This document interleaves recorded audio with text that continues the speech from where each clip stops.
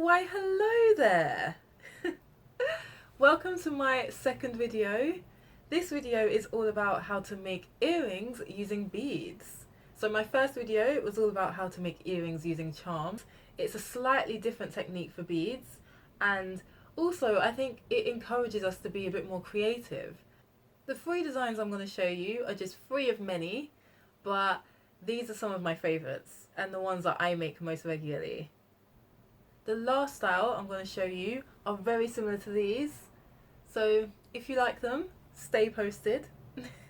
And as well as showing you how to make these different earrings, I'm also going to take you through the different tools.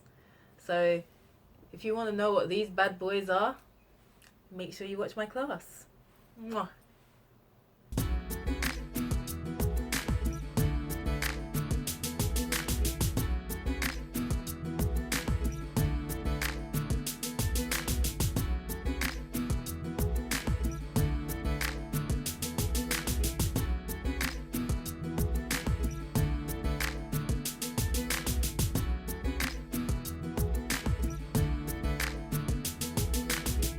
Voila!